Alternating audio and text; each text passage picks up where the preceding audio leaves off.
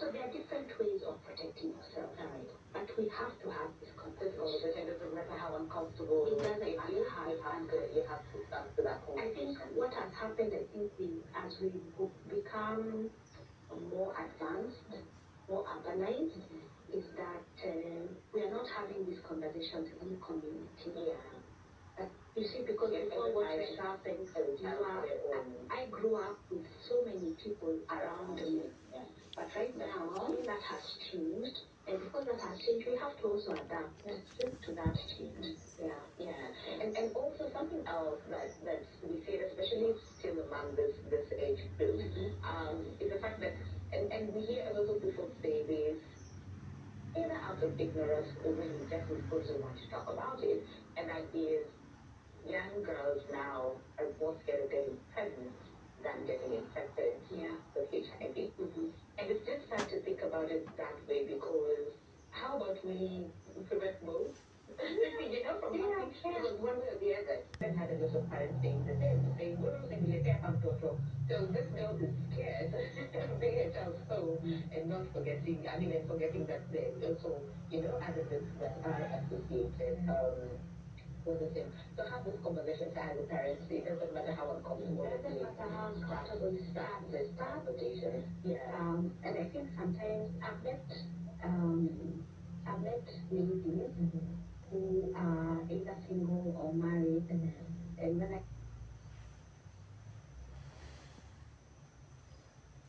so if there's no termination, they can actually send SMS back to the seed distributor. The seed distributor will know that this particular batch that I sold on this particular date, which was planted in this particular area, because once now have smartphones, and it is very easy for you to disseminate information to them through the phone.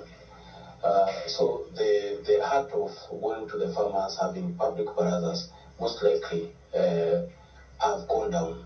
But you find that start of the season, farmers will get messages. Some of them will get links on their phones where they can learn about insurance at their own time.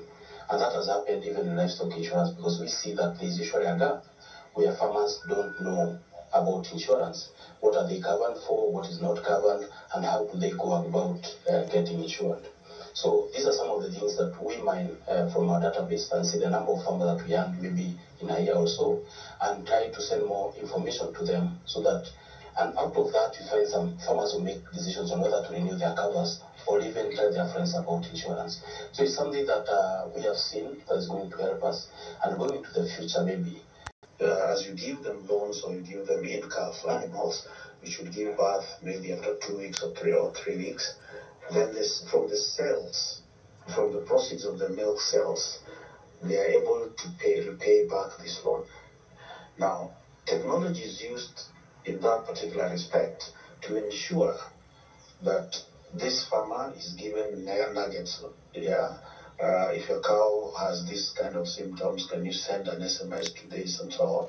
So they have somebody at the back of it, a doctor, who is able then to communicate to these farmers. So what that has done, we wait for it to give birth. It matures, you give artificial insemination, and then you get another cow and so on. You're then able to get 2 or 3 animals on loan. Then you're given a deferred period of payment. Instead of starting to pay immediately, you wait until the cow calms down. When you start producing milk, then you're able to service this loan. So there's access to credit using insurance, and you've seen that. And the area where this particular client is operating, there's been significant growth in terms of uptake of livestock insurance. There have been significant growth in terms of production of milk, and also the vets who are around there, who we have in our panel. So we get a vet onto a panel. So when you want to onboard a particular farmer, the vet goes to the ground, does the normal inspection. So we get that we can use technology in that respect, and it's worked a lot. So that is one of the things that we call modeling. So we come up with a solution. So this particular gentleman who runs the product has the courage to go to the donor community, and be able to get loans of even up to 100 million shillings. Then this loan is disbursed to the farmers. The farmers then pay pay for the loans.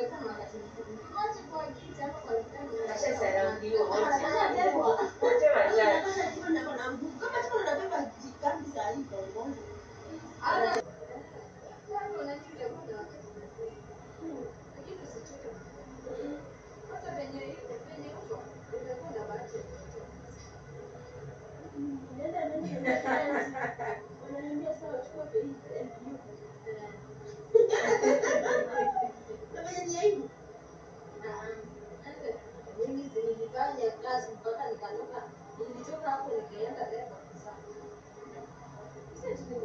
Sasa